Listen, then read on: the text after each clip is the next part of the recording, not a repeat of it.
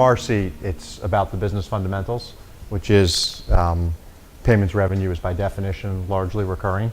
And there's a whole lot of payment facilitators who are growing their businesses nicely and taking share from players in the traditional payments ecosystem.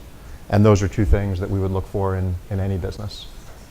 Yeah, so we primarily invest in software businesses, and payments is kind of a part of that, where we can enable payments, and that's kind of a secondary revenue stream. And I think similar to what Zach mentioned, we see probably a good amount of disruption of existing players that are empowering simplified payments experiences that aren't integrated. But where we get excited is really true integration of software and payments. And additionally, one of our investments, Community Brands, has a division which is kind of focused on the faith-based market, and there we see a lot of kind of tailwinds of cash and check collection moving into electronic. And I think not only is that happening in the consumer side, but similarly B2B we see is still very nascent in the development of electronic payments.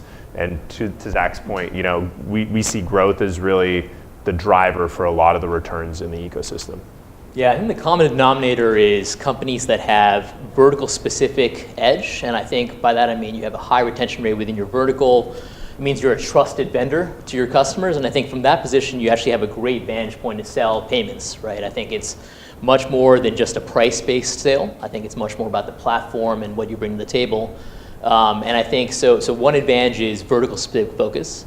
Second, I think focus is folks who have a fragmented customer base. So if your customers that you're selling into don't tend to be too large, you might be in a good position to offer them payments where they may not have a large existing relationship. And then the third vector that I think is important is there's a good amount of float that I think goes through your industry. So I think we've touched on a few different sectors, but others that could be, I think it's associations, it could be even like a pizza shop, ordering software, could be dental management practices. There's a whole number of different end markets that we think could be really good setups for PayFacs. I just think you have a natural structural edge when you're vertical focused. You can underwrite better, right?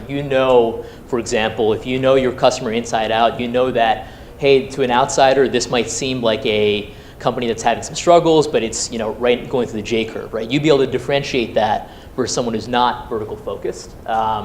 I also think it allows you to have a better understanding of what your customer wants, right?